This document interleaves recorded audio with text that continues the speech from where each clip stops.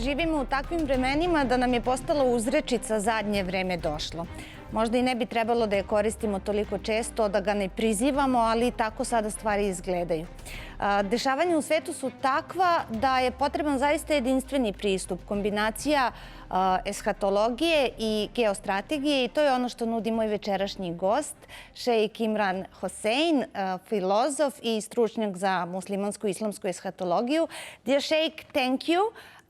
First of all, welcome to RT Balkan. Thank you so much, Maria. I'm happy to be here. It's a pleasure having you. I wanted to start from current events, let's say it like that, and somehow I can feel it that we are going to end up in eschatology. Of course, I'm talking about the recognition of Palestine, and we have this series of recognitions, even by Great Britain, which is the state that actually created Israel. And one has to be really politically illiterate to think that this is not going to escalate the situation in the Middle East. So somehow I think they're doing this on purpose. Am I wrong? Maria, I don't think that there is any sincere change of heart amongst those in the West, like France and Portugal and so on, who are now extending recognition to a Palestinian state.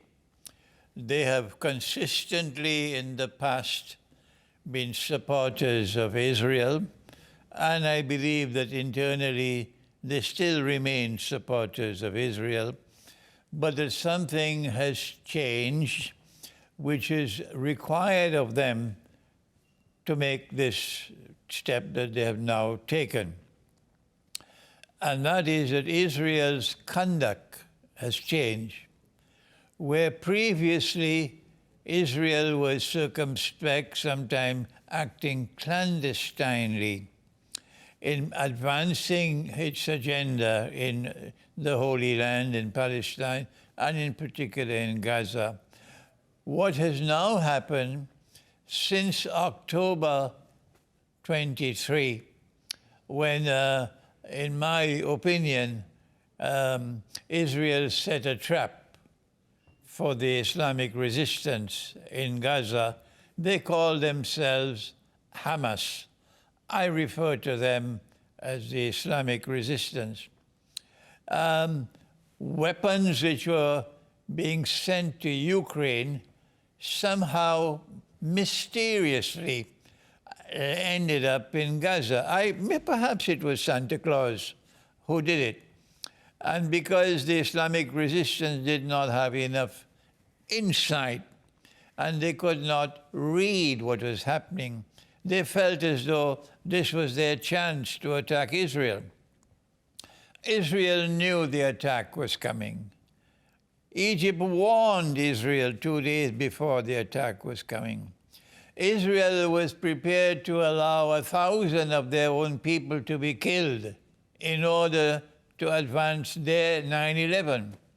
There are many kinds of lies. There are normal lies, and then there are great lies, and then there is 9/11.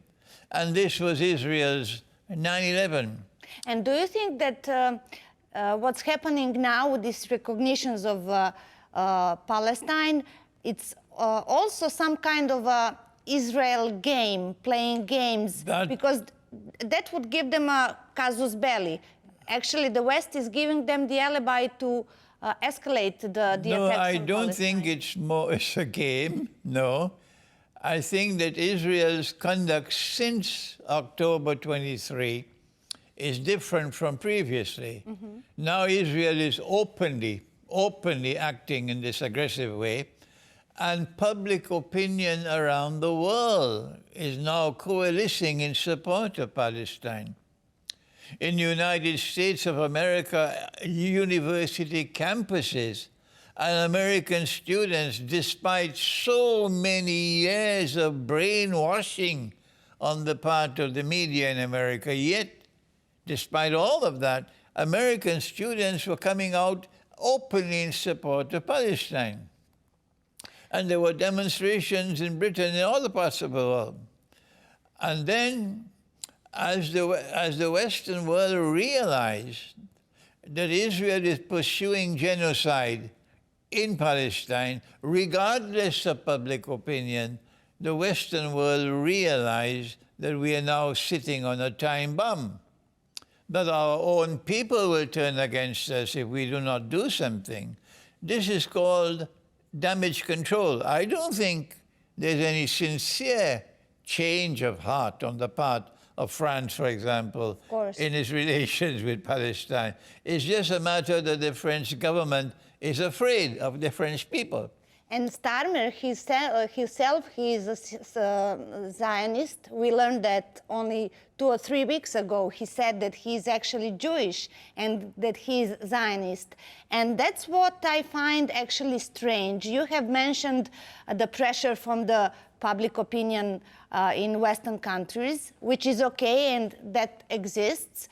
But I found it interesting that those kind of materials, suffering from Gaza, ended up on YouTube, ended up on social media, and we do know that West actually controls very much social media, all social media, and I think they just did it on purpose in order to make the people react. Don't you think it's strange how that happened? I cannot comment about it because I did not observe it myself. What I can comment about is that there is no sincere change of heart on the part of these countries which are now extending recognition to Palestine. Exactly, and I'm sure that actually they do know that Israel is going to hit hard because of this. Now, is that what they are wanted? What I want to add from my Islamic eschatological perspective, and I believe both the Christian and Muslims in this region of the world would be interested in learning something they don't know about. And that is that in Islamic eschatology, I have come to the conclusion that there is the Antichrist. The Christian knows the Antichrist. Oh yeah, the whole of the Balkans know about the Antichrist. But this is not taught in the classrooms of political science, no. The West says you must keep religion and politics separate. I don't accept that. And so we know that the Antichrist, we know of him as Dajjal, the false Messiah. All the Muslims of the Balkans know about this. And we know that the Quran speaks about the Antichrist, Dajjal, but that he is, first of all, a shadow before he appears in person. And the shadow comes in 3 parts. When I wrote my book, Jerusalem in the Quran, which has not been translated to Serbian, 25 years ago, I said, from my perspective of international relations, in the first part of the shadow, modern Western civilization gave us Pax Britannica, with a mysterious obsession with the Holy Land, culminating in the Balfour Declaration.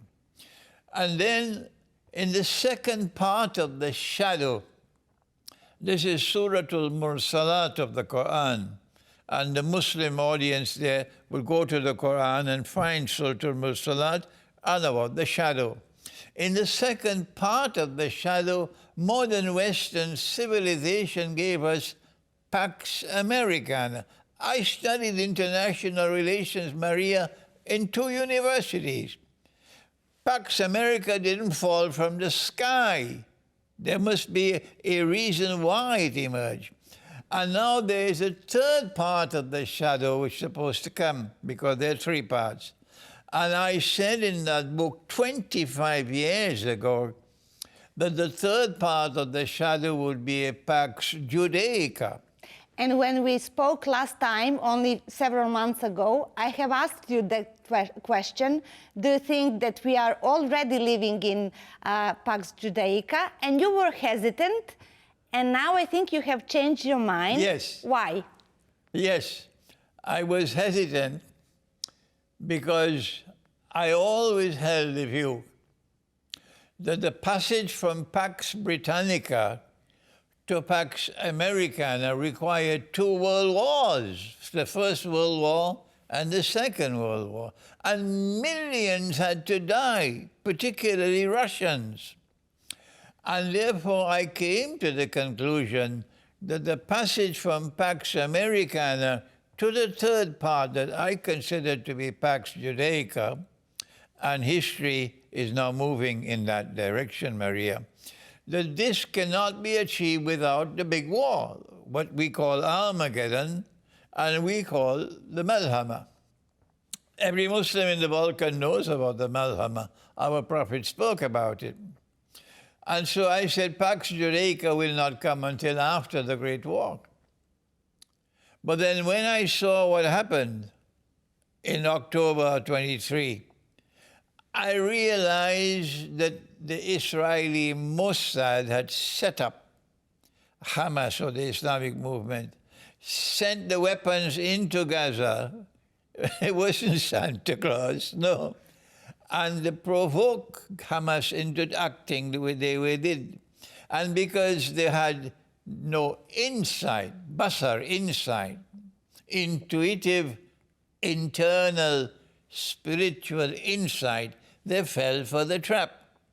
I know there are many who will differ with me, but please bear with mine. There's a judgment day when everything will be revealed, and it will be shown that I am correct, that Israel set them up, so that Israel could now pursue an agenda that they required 7th October, for the same way the United States pursued an agenda, and they had 9/11 for it, like taking over Afghanistan.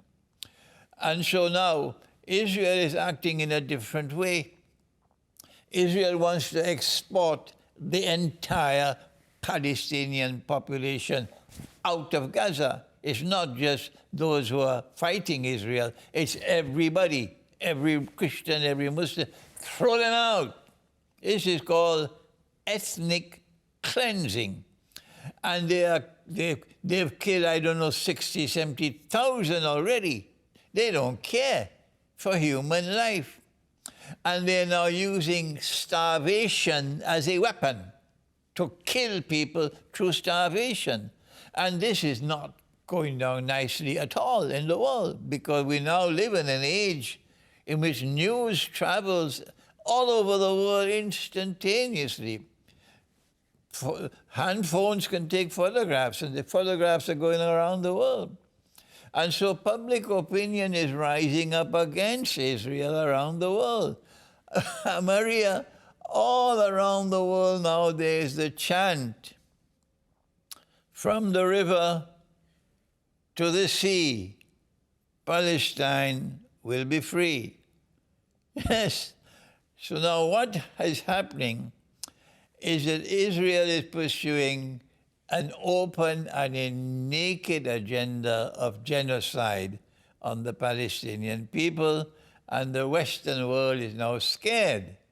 What will our people do with us if we don't do something to save face as damage control?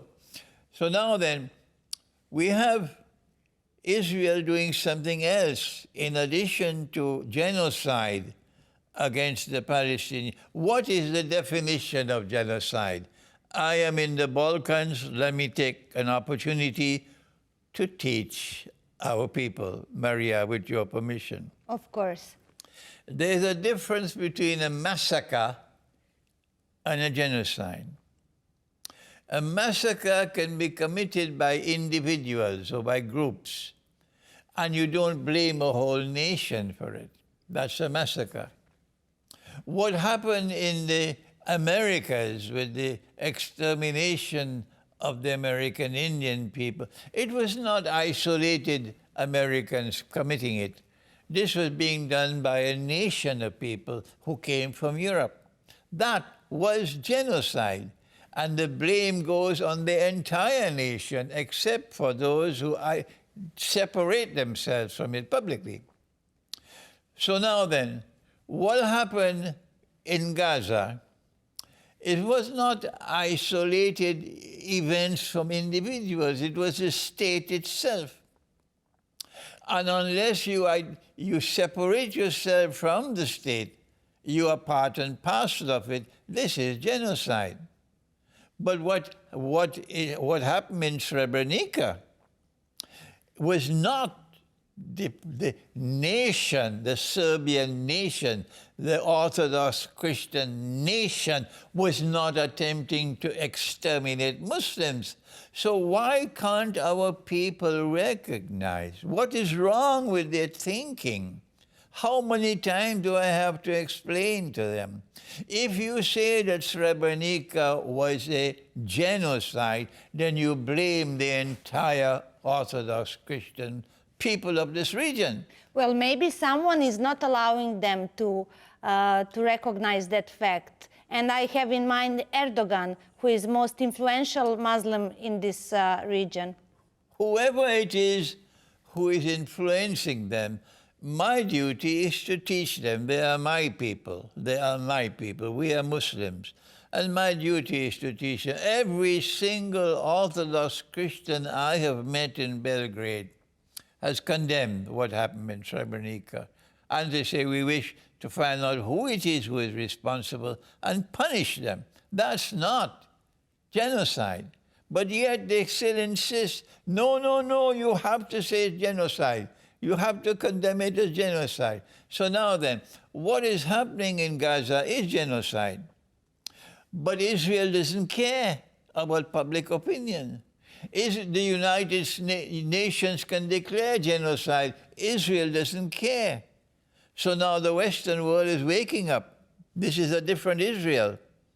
This is not an Israel who is still a partner of ours. No, no, this is an Israel who is pursuing her agenda regardless of how we suffer.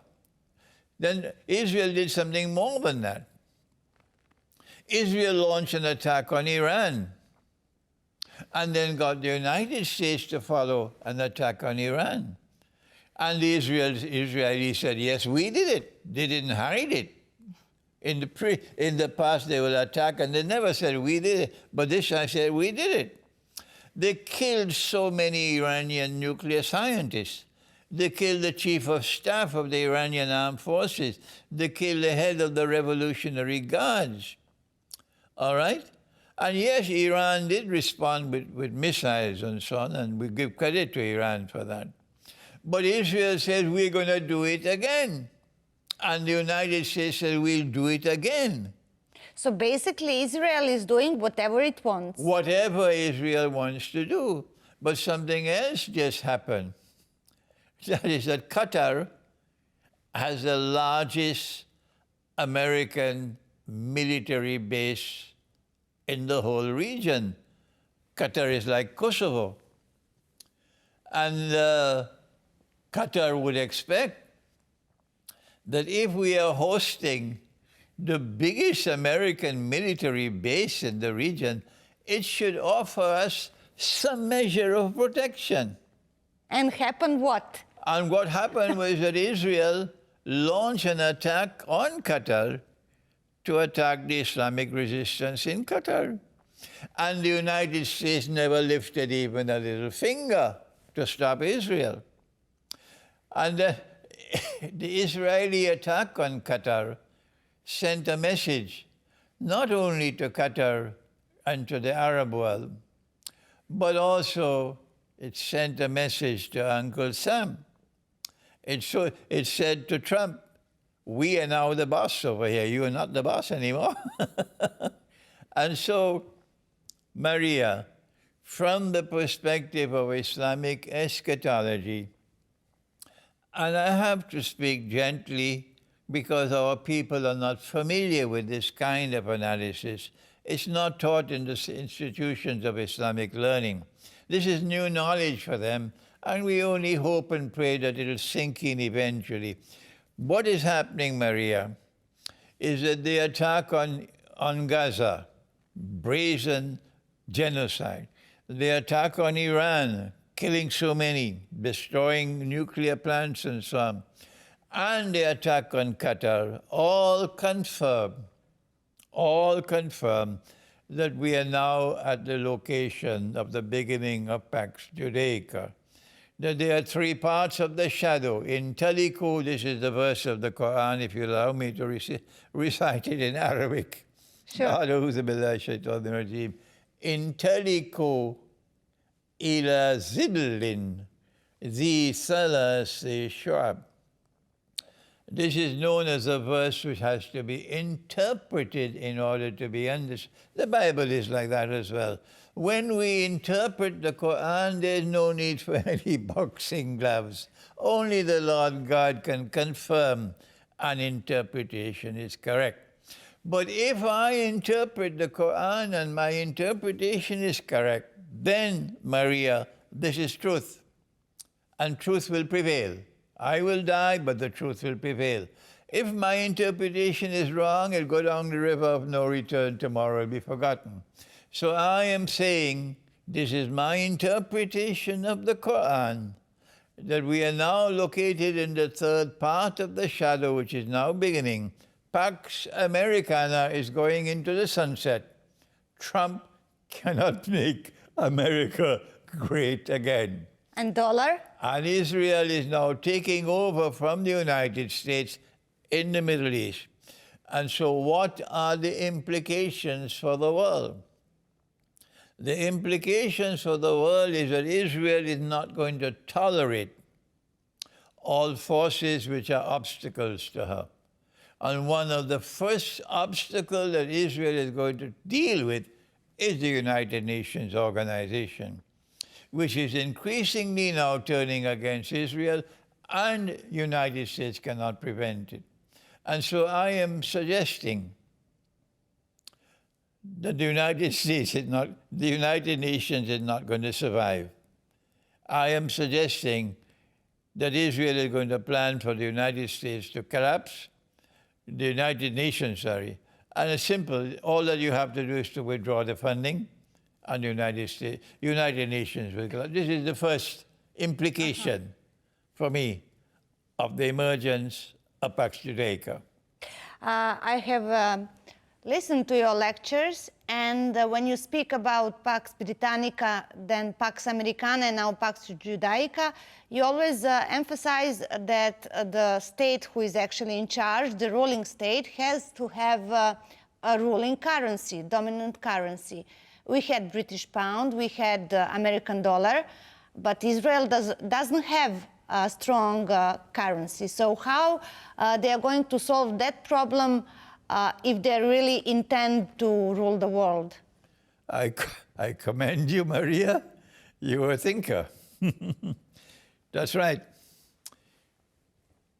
Pax Judaica cannot be established with the United States dollar as the international currency. So the United States dollar has to give way in the same way as the British pound gave way. What is to come after the US dollar? Pax Judaica cannot be established so long as Pakistan is a nuclear power. Pakistan has to be denuclearized. How will Israel denuclearize Pakistan? Maria, we're going to need another interview to deal with this. But I have suggested long years ago, 25 years ago, when I started lecturing on Islam and the international monetary system, that at the heart of the monetary system is the effort to take away real money from the market. Real money being money with intrinsic value. Money which has the capacity not only to function as a medium of exchange, not only to function as a measure of value, but most importantly of all, money which can successfully function as a store of value.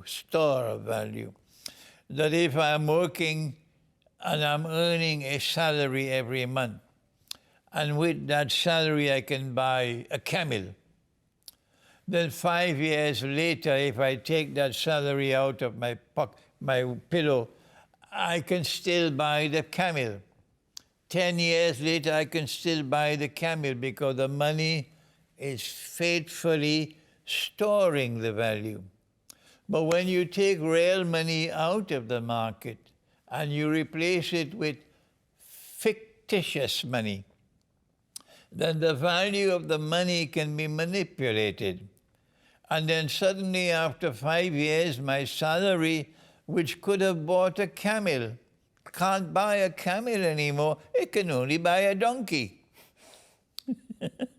So something is happening. Another 5 years later, and I can't buy a donkey anymore. I can only buy a goat. And 5 years later, you reach like Bangladesh and you reach like Indonesia and most of Africa, you can't buy a goat anymore. Instead of buying a camel, you can only buy a chicken. Somebody is ripping me off. Who? All the wealth of the world is being sucked like a vacuum from the masses to one part of the world, which is becoming filthy rich. And as they accumulate the wealth of the world, everybody wants to join them. People who have less than even 2 peanuts in their head, oh no, we want to be part of them, they are the rich. But people who have faith in their heart don't worship the rich. People who have faith in their heart are people who stand up for justice, not to become wealthy. This is my message to the Balkans. You are a people with faith in your heart. You worship the Lord God. You have a religious personality. You have a spiritual heart. So you don't worship money. You stand up for truth. So they gave us paper money. And then they gave us electronic money.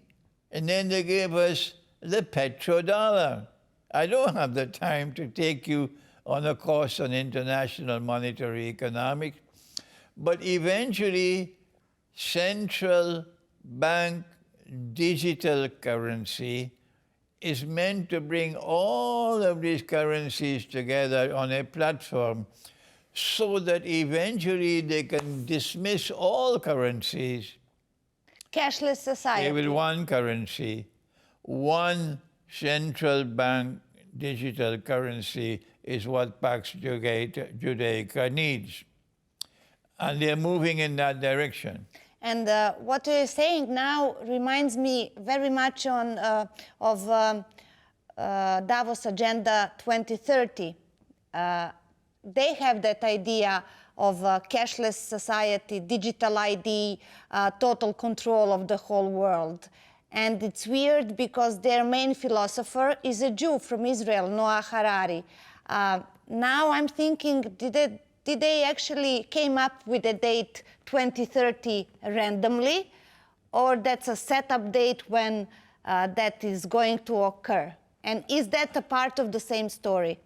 On the one hand, you have the Western world dominated by the Zionist movement with a banking system that they control, which is moving in the direction, as I just said, to eventually have central bank digital currencies for all over the world, which will eventually provide a platform for them to move to one central bank digital currency controlled by Israel. That will be the successor. First of all, you had the British sterling pound with Pax Britannica. Then you had the US dollar, and then you had the petrodollar with Pax Americana. So what Pax Judaica wants is one digital currency for all of mankind controlled by Israel. I have to just to put you an idea into your head. Maybe you will think about it later, but that corresponds very well with this detail from Christian eschatology, the sign of the beast. That's right. Yeah. There's much in common between Christian eschatology and Islamic eschatology. I have to thank the Lord God. He blessed me to pioneer Islamic eschatology. So our people are not familiar with this. That's why there's so much resistance to my thought, because they're not familiar with this. But I'm persevering. I do not comment on Christian eschatology. I said, let the Christian teach his eschatology, and I will learn from him. One of the reasons why I'm here in the Balkans is because my study of the Quran has led me to the conclusion that the Quran is telling us that in the end time, and we are now in the end time, there's going to be a friendship and alliance between two people. And this friendship and alliance is going to take us into the end time, and this friendship and alliance is going to respond to Gaza, to genocide in Gaza. The Muslims in the Balkans are standing up, and I'm proud and happy to see how the Muslims in the Balkans are standing up fiercely, courageously in support of Gaza. And they don't care two peanuts whether NATO approves or disapproves. We are supporting Gaza. I'm happy with this. But they need to know that in the response to Gaza, response to Israel, response to Israel's oppression, the Quran speaks about two people coming together. And that is the followers of Prophet Muhammad, Allah's blessings be upon him, and the followers of the Messiah, Jesus. And we can see that now in Ukraine front, where you have Muslim fighters fighting, of course, on the Russian side with the Allahu Akbar, how do you say that? Yes, the Chechen fighters are fighting in Ukraine, to Allah. And we are proud of them. And you have this very popular song about Putin in Palestine, Already? which is praising Putin. Yes, and it's a great hit. So but now then, someone actually doesn't want that unity to happen. The West doesn't want that unity to happen. And you have mentioned Srebrenica, and that is maybe why we still have this Memorial Day of so-called genocide. Someone doesn't want that reconciliation to happen. And did we have the Chechnya war because of that? And the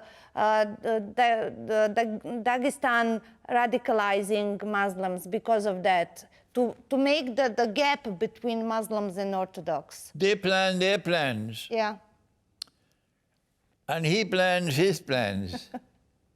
And he's the best of planners. That's why I'm here in the Balkans, to teach my people that in responding to Gaza, responding to genocide in Gaza, responding to Israel acting like a bully, that I am now the boss of the world, that there is a response in the Quran. And the response in the Quran is that there are Christian people who are going to be closest in love and affection for you Muslims. And those Christians are not the ones who follow Santa Claus. Those Christians are here in the Balkans and in Russia, the Orthodox Christian world. What do you say of a president of Russia who picks up the Quran and kisses it in public? Don't you understand that here are a people who are destined to be closest in love and affection for you? But history is history with bloodshed. Many things have occurred in the past which have put a block between our two peoples, because I don't belong to the Balkans. I come from the island of Trinidad in the Caribbean. So I'm able to come to the Balkans without this baggage on my shoulders, and to teach our people the past is the past. Look to the future, and the Quran is going to guide you to the future, that these two people have to come together in friendship and alliance, because this is destined from the Quran. I would like to go back to Israel because they are the one who are taking the shots right now. They are actually in charge and they are ruling the world events. Do you think that there is eschatological motivation in Israel politics, in Netanyahu politics? We have this organization called the Third Temple, which is government funded, and it's in charge to make the Third Temple, and you will explain to our viewers what does that mean in their eschatology. We also have this viral interview between a rabbi and a young Netanyahu, when the rabbi is scolding Netanyahu, saying, "Where is the Messiah?" And he answered, "We are working on it, we are working on it." So do you think there is an eschatological motive in Netanyahu's politics? And let me remind you that this morning when British recognition of Palestine happened, that Netanyahu explicitly mentioned the end of the world will be coming. And I don't think he's joking. To answer you, I have to go to the Quran, to Gog and Magog. And it is such a pity that although the Quran speaks on the subject of Gog and Magog, our people unfortunately choose a different route to study the subject. They go to the Hadith, whereas I go to the Quran. And when I go to the Quran, I find that the Quran speaks of a town, and the Lord God destroyed that town, and he expelled the people of the town. And then he placed a ban on them that they could never return to reclaim this town as their own until Gog and Magog are released. And when they are released, they will spread out all over the world.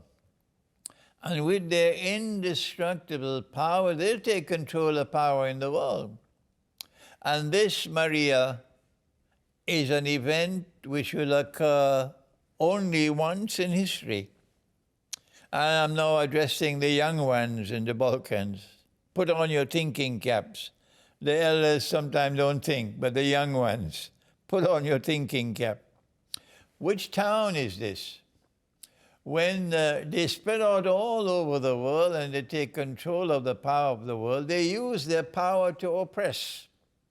They use their power to corrupt. They are an evil people. Anything they touch, they transform it into something evil, nasty. These people, Gog and Magog, will then bring these people back to that town. 2,000 years after they had been expelled. Which town is it? My eschatology and that of my teacher and his teacher is that the town is Jerusalem. How do I know that the town is Jerusalem? Answer, our prophet said it. He says that the Lord God will destroy Gog and Magog in Jerusalem. He said that the Lord God will destroy Gog and Magog in Jerusalem. Jerusalem. And therefore, the town is Jerusalem. And therefore, the people who were expelled were the Jews. And they were banned from returning to Jerusalem for 2,000 years. So who brought them back? Who brought the Jews back to Jerusalem to reclaim it as their own? Is the Quran silent on this most fantastic event in human religious history? Is the Quran silent? Or is it that you are not studying the Quran?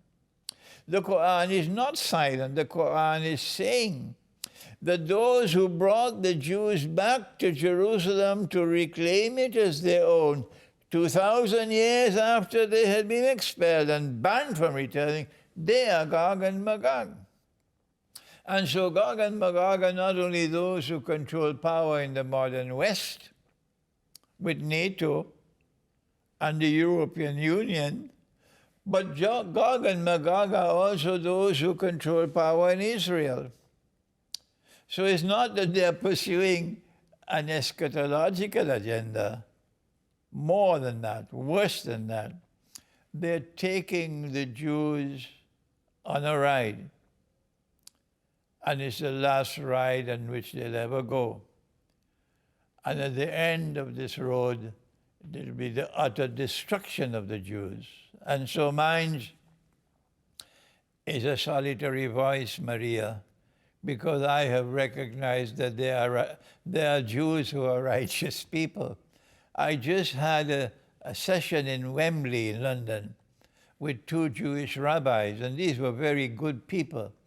These were men who showed integrity, supporting the Palestinians, and they were rabbis. And so I have to say to the Jewish world, it's time for you to get off that train, because those who control power in Israel are taking you to your destruction.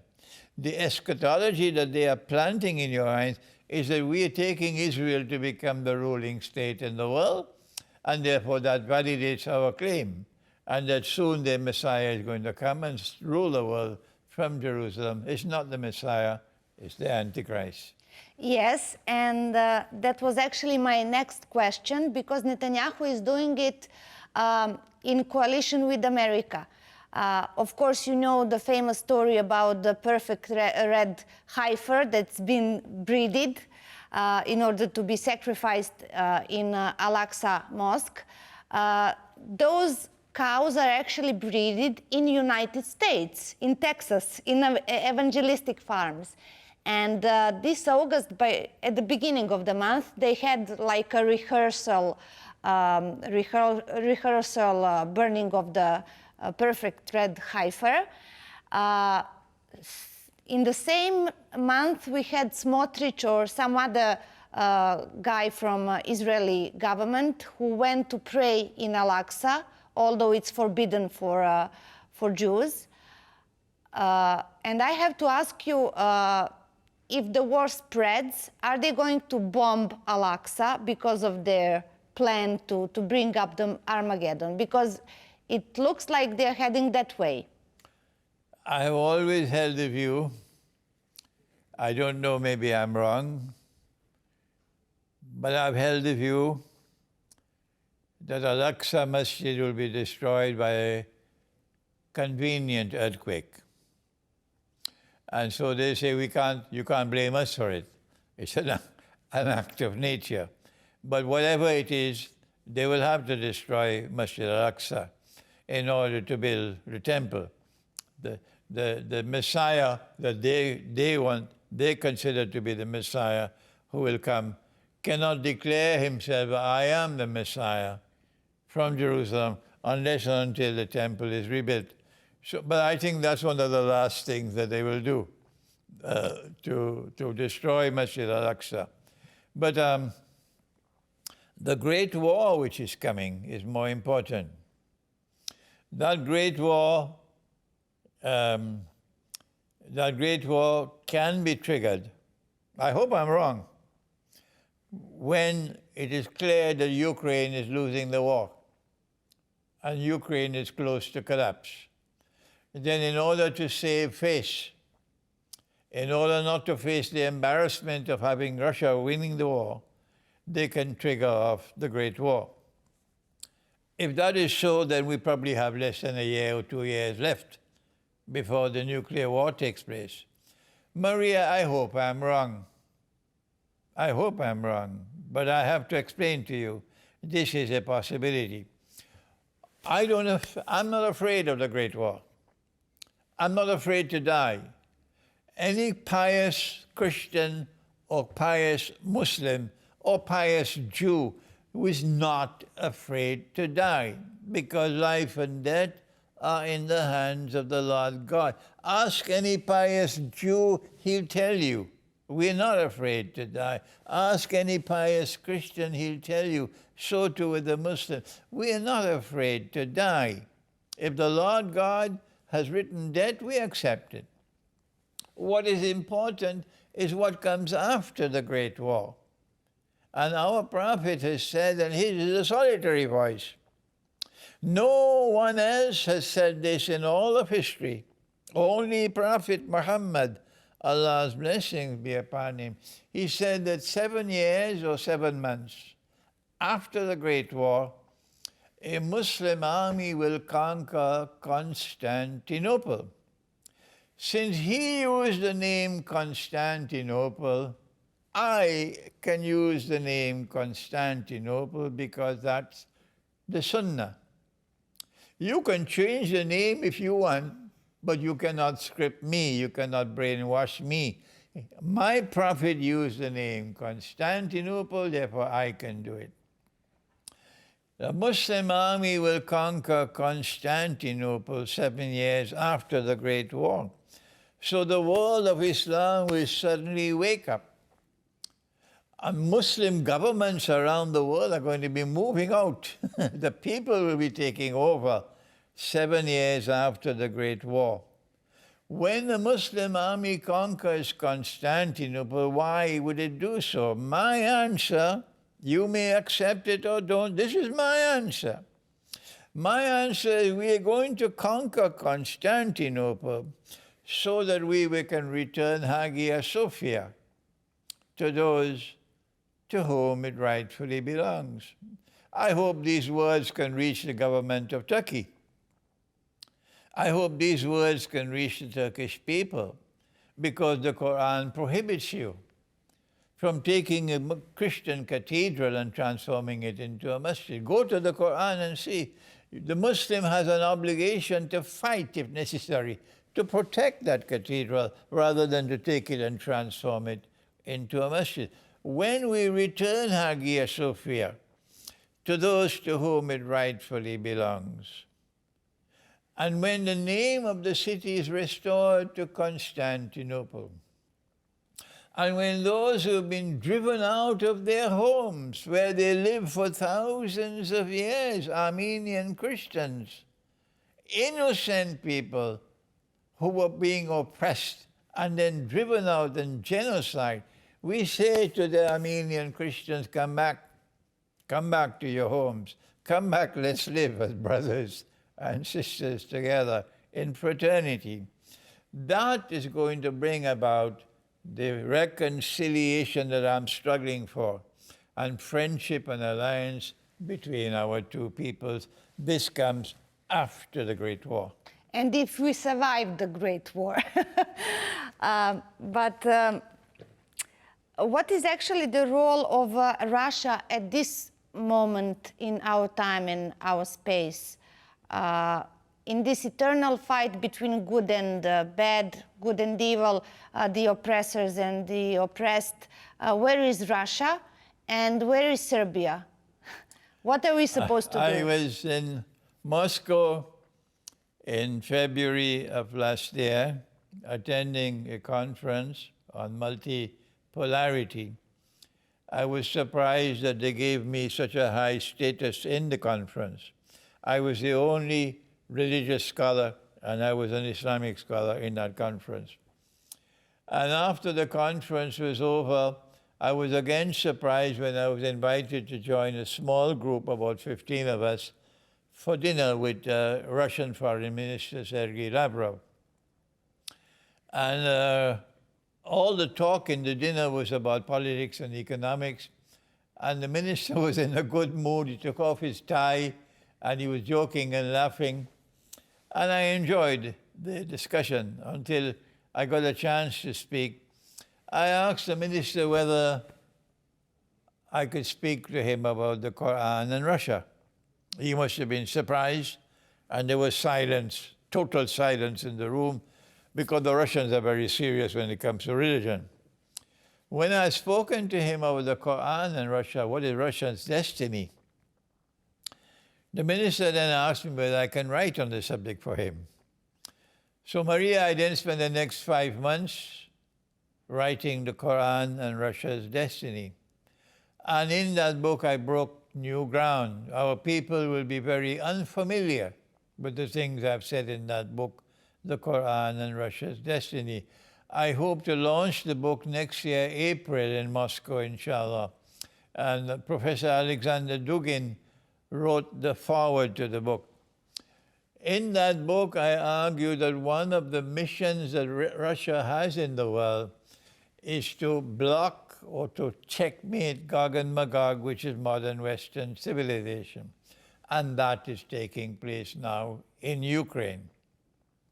The implications of a Russian success in Ukraine would be that Gog and Magog will now no longer come from different parts of the world to the Holy Land, but the Gog and Magog will be only in the Holy Land. That is, those who rule over Israel today. And the destruction of Gog and Magog will take place by the Lord God himself in Jerusalem. But this will be at that time when Jesus returns. The most powerful voice in history to have prophesied that Jesus will come back one day, tell this to the Balkans for me, is the voice of Prophet Muhammad. Allah's blessing be upon him.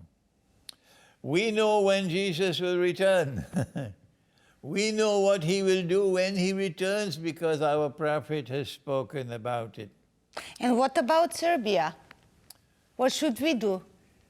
There are those in Serbia whose hearts have not as yet been corrupted, who are a people who sincerely live for the truth, regardless of the price they have to pay. But unfortunately, there are others who worship money and worship wealth. So those who worship money and worship wealth will be gravitating towards the European Union. But those who have faith in their hearts and who stand up for truth and justice will recognize that the rich of the world are the oppressors of the world, sucking the blood of the poor amongst mankind. So how can we be comfortable in the embrace of the rich when they are sucking the blood of mankind? How do we explain economic slavery around the world? Economic migration, all of Africa leaving, going to Europe, going to the United States. Trump's want to build a wall. The Europeans don't know what to do, how to keep these people out. This is paradise. We don't want slaves over here ruining our lives, okay? So Serbia has to choose. And the choice of those who have faith in their hearts, and I am here in the Balkans to touch their hearts, to tell them, you are a Christian people. You should live faithfully to the truth. And a people who have faith in their hearts would not be a people who will worship wealth, particularly when that wealth is stuck in blood of the people, sucking the wealth of the world. Serbia has to stand for truth. And people who stand for truth will be on this side of history, not that side. And that means having closer relations with Russia rather than the Western countries. Russia is leading the world in standing up and resisting the Western world. And we take pride in the fact that Russia is doing that courageously. But China is supporting Israel. Even though China is communist, China is standing up towards economic oppression and monetary oppression and challenging the monetary system. And China is leading BRICS. China is leading BRICS, and Russia is supporting China. And that mountain of gold that the West has, the mountain of gold is now crumbling. And that is probably going to be one of the reasons why the nuclear war is coming. Let me go back, and that would be my final question about the nuclear war. Last one, yes. About the nuclear war. The reason I was worried because of that sentence that Netanyahu said about the end of times is that they do have nuclear bombs. Do you think that Israel will use it? That's a difficult question for me to answer, but what I do know is that Pax Judaica, although it is now beginning, cannot be firmly established without the nuclear war. The reasoning behind this is that you have the two superpowers in the world. On the one hand, you have the Russian-Chinese alliance. On the other hand, you have modern Western civilization with NATO. And Pax Judaica cannot be established with these two still there. So the reasoning is that if you have nuclear war, they will mutually destroy each other. And what remains of the world after the Great War will be very easy for Israel to handle, to become the new ruling state in the world. So how will the nuclear war be triggered off? Nobody knows. But it's most likely going to be some false flag act that's going to trigger off the nuclear war. There are other experts, much more learned than I am, who can offer an opinion what can possibly trigger off the nuclear war. That is not my field of expertise. But that the nuclear war is coming, it has to come because Pax Judaica needs it. Dear Sheikh, thank you very much for this interview. It was a pleasure. You're most welcome, Maria. Thank you, and hope to see you again soon in Belgrade. I'll be very happy, Maria. Thank you. Thank you. Bye-bye.